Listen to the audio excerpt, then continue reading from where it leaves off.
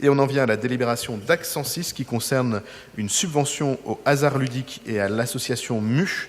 Et la parole est à Angélique Michel. Merci Monsieur le maire, chers collègues. Le hasard ludique souhaite soutenir la place des femmes et des minorités de genre, mais également des personnes non blanches au sein du secteur musical. C'est bien ce que je lis dans l'exposé des motifs et le sens de la délibération que vous nous proposez. Moi, je vais vous le dire très simplement, la dérive woke et le caractère raciste de cet exposé des motifs nous invitent à voter contre, et je dirais même triplement contre. Je vous remercie. Marie-Laure Casier. Oui, je vous remercie, Monsieur le maire.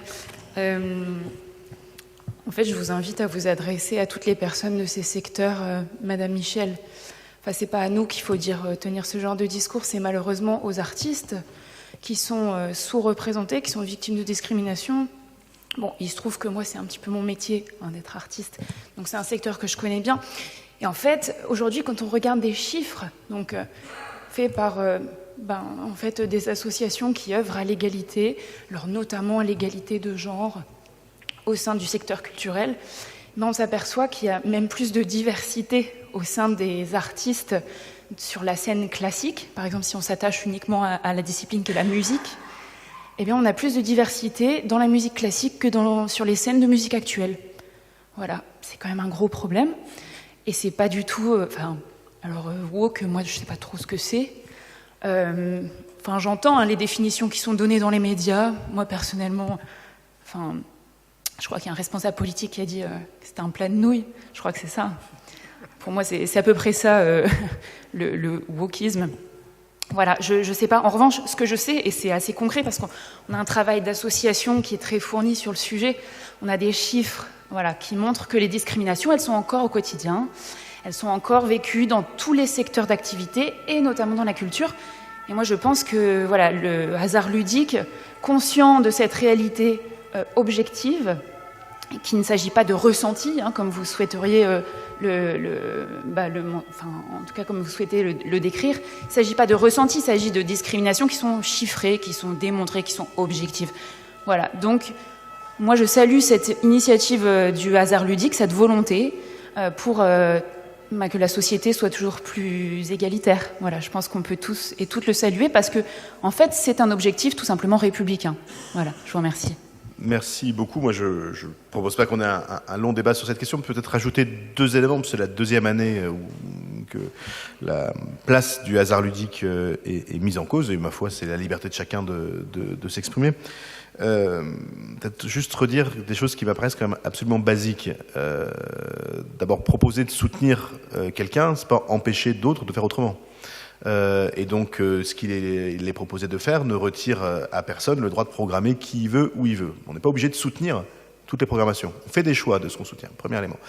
Deuxième élément, valeur qui est vraie dans le monde de la culture, mais qui est vraie aussi dans le monde en général, que moi j'aime bien défendre et qui a longtemps été défendue d'ailleurs par la droite dite libérale, c'est la liberté. C'est-à-dire qu'on n'a pas en permanence à être dans l'interdit, le jugement, comment vous appelez ça, le cancel. On peut peut-être arrêter de faire ce genre de choses. Et canceller le hasard ludique m'apparaît comme habitant du 18e, comme quelque chose qui serait absolument un non-sens total. Je pensais que l'été qu'on avait passé avait un peu mis sous le tapis ces espèces de délires de contrôle, comme s'il fallait qu'on contrôle la vie culturelle, comme s'il fallait qu'on contrôle les représentations, comme si les élus devaient décider à la place des citoyens de ce qu'ils aiment voir. Moi, je crois à la liberté.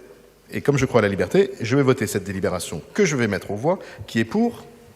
Qui est contre ? Qui s'abstient ? Elle est adoptée. Je n'en doutais pas et je vous en remercie. Ensuite, on va parler du Pont Saint-Ange, et la parole est à Angélique Michel. Angélique, c'est à toi. Pardonnez-moi, je vous écoutais plus parce que vous m'avez perdu dans vos explications. Je dois dire que si on avait mis effectivement non noir, je pense que vous seriez monté au créneau et vous nous auriez insulté copieusement. Mais enfin bon, on va vous laisser assumer vos choix politiques, ça reste vos choix. Donc, je reviens sur la DAC 142. Une subvention pour un projet d'exposition sur l'espace du Pont-Saint-Ange avait déjà fait débat au conseil d'arrondissement du 13 mai 2024 sur la valorisation artistique du projet. Cette fois-ci, c'est une exposition avec un focus particulier sur l'Ukraine qui est proposée, et au vu des critiques qui avaient été émises que le précédent projet avait suscité, nous voterons contre cette délibération. Je vous remercie. Je prends acte de cette intervention.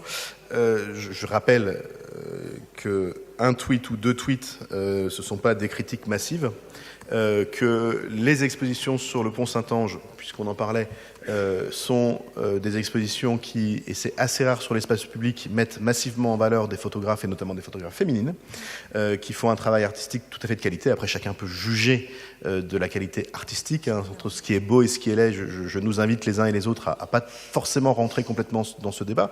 Je rappelle l'objectif que nous avons fixé à ce nouveau lieu d'exposition que nous avons créé sur le pont Saint-Ange. Il visait à permettre de mettre en valeur essentiellement des photographes, beaucoup de photographes féminines, beaucoup de la jeune scène de la photographie, qui n'ont pas toujours l'occasion d'être exposés ailleurs, et qui pour certaines et certains ont eu ensuite de très belles... Alors je ne dis pas que c'est grâce au pont Saint-Ange, mais enfin, en tout cas dont le travail a été beaucoup plus exposé ensuite, et je vous invite à aller voir cette très belle exposition dont je ne juge pas de la valeur artistique, même si elle me plaît, enfin entre ce qui nous plaît et ce qui ne nous plaît pas, c'est pas tellement le sujet, mais dont je crois qu'elle représente un pan important de la vie de la photographie, de la jeune photographie française. Alors, un mot de Gérald Briand et puis on passe au vote. Oui, c'est juste que je viens de connecter dans mon cerveau. Là, j'ai vu, donc je lisais le Figaro, c'est le Figaro, je crois, il y avait Retailleau ce matin qui disait l'ordre, l'ordre, l'ordre. Donc je vois aujourd'hui à quel ordre on va être soumis avec ce ministère en vous en écoutant Madame Angélique Michel. Alors, je vais mettre aux voix cette subvention qui va nous permettre de maintenir cette très belle exposition sur le pont Saint-Ange. Qui est pour, qui est contre, qui s'abstient, elle est adoptée. Je vous en remercie. La DAC 168 n'a pas fait l'objet d'inscription, elle est adoptée. On en vient à la DAC 337 qui concerne des subventions et conventions avec 6 établissements cinématographiques parisiens. Et la parole est à Angélique Michel. C'est encore à moi, décidément aujourd'hui alors. Bon. C'est que du bonheur. Comme je vous l'avais précédemment indiqué, Monsieur le maire et chers collègues, lors du dernier conseil d'arrondissement du 13 mai, nous ne sommes pas favorables au principe de remplacement d'une activité commerciale qui crée des emplois par une économie administrée et une activité subventionnée.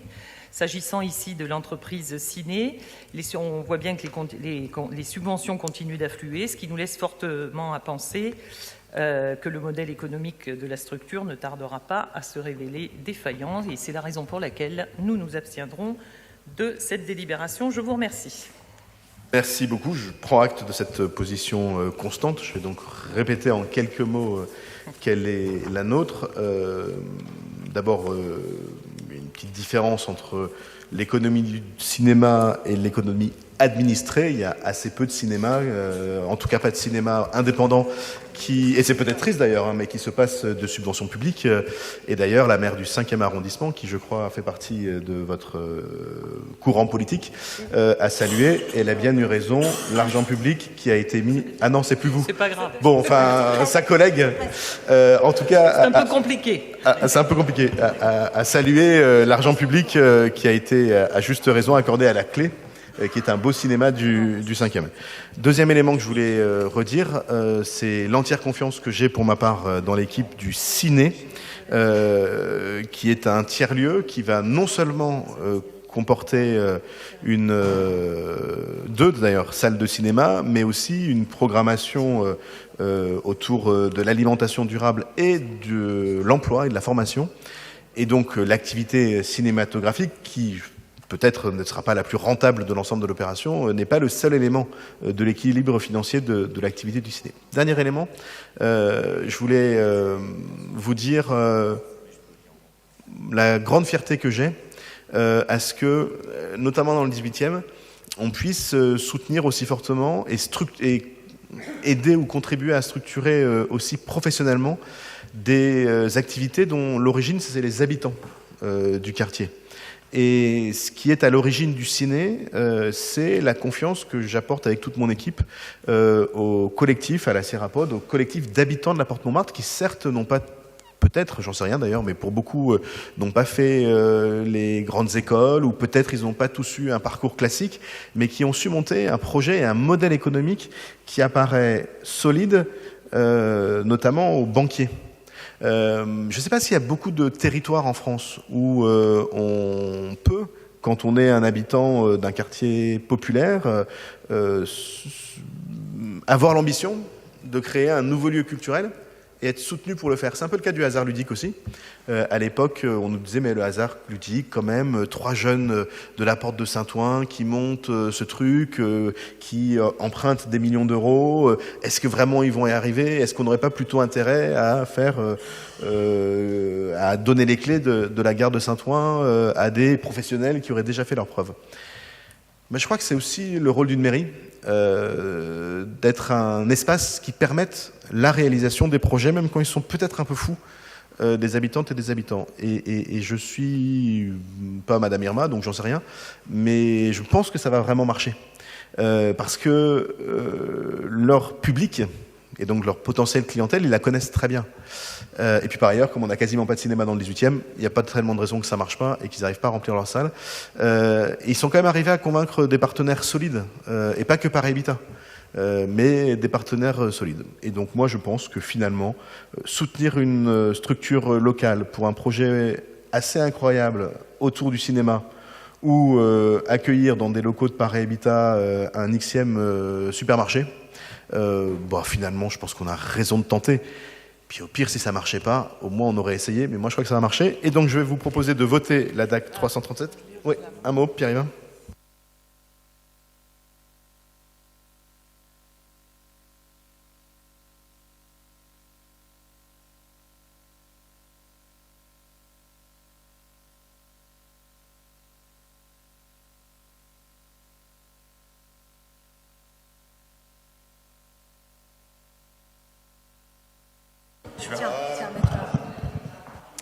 C'est dur la vie en ce moment. En bout de 4 ans exactement.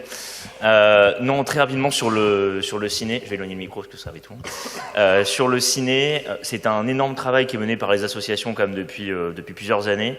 Moi je vous encourage, mais vraiment, je sais pas comment vous faites en tant qu'élu d'un arrondissement, pour dire à une partie de notre arrondissement, donc la Porte Montmartre qui est quand même une situation qui est pas simple, je crois qu'il y a des vœux d'ailleurs qui vont, on peut parler plus tard de Porte Montmartre aussi, de leur dire écoutez, on va pas faire un cinéma, on va pas faire de l'activité alimentaire, de solidarité, on va pas faire ça.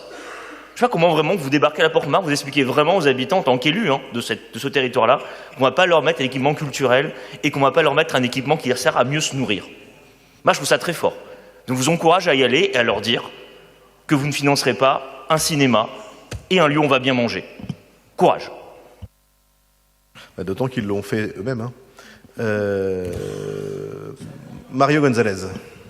Alors déjà en premier lieu pour dire que je ne pourrai pas prendre part au vote puisque je suis président de la mission locale de Paris qui va être colocataire de ce lieu. Et donc en votant contre, eh bien vous voterez contre un site qui va participer à l'insertion des jeunes dans un quartier où les jeunes ont besoin d'être accompagnés. C'est bien dommage, mais comme vous l'avez rappelé tout à l'heure, chacun ses positions. Merci. Pierre-Yves Bournazel. Oui, pour faire une explication de vote sur les 4 délibérations qui concernent le secteur de la culture. Nous avons voté ces 4 délibérations pour une raison très simple, c'est que nous sommes attachés à la liberté associative, nous sommes attachés à la liberté de création et la liberté des artistes. Après, on peut aimer ou ne pas aimer, être d'accord ou pas d'accord, mais quand on connaît un peu les artistes, les secteurs culturels, on ne peut que voter ces délibérations. J'ai piloté la politique du cinéma de la région Île-de-France en 2015 et 2017. C'était une logique de soutien à la diversité de la création. On aidait des acteurs divers avec lesquels on n'était pas toujours en phase sur la vision de la société, mais le but d'une collectivité, c'est d'aider ces libertés à s'épanouir dans le domaine culturel notamment. Et l'idée de vouloir empêcher ou censurer même une activité culturelle me semble une pente assez dangereuse. Et donc je voulais dire que nous sommes très attachés, nous, au groupe Union Capital, avec Christian Honoré et Fadila Méal dans le 18e, à soutenir tous les artistes, toute la diversité de la création. On en a bien besoin. Comme parlementaire, je me suis battu pour le crédit d'impôt au théâtre. Le théâtre a besoin de soutien parce qu'on a besoin d'une diversité de programmation pour faire vivre dans tous les quartiers de Paris, mais dans toute la France, le spectacle vivant, comme on a besoin de faire vivre le cinéma dans tous les quartiers. Merci beaucoup, Rudolf Granier. Un mot pour conclure. Enfin, conclure, je ne sais pas, mais enfin, en tout cas pour... Peut-être conclure autant faire se peut. D'un point de vue structurel, déjà, on prend le temps de s'inscrire sur des délibérations. Une explication de vote ne vaut pas une prise de parole.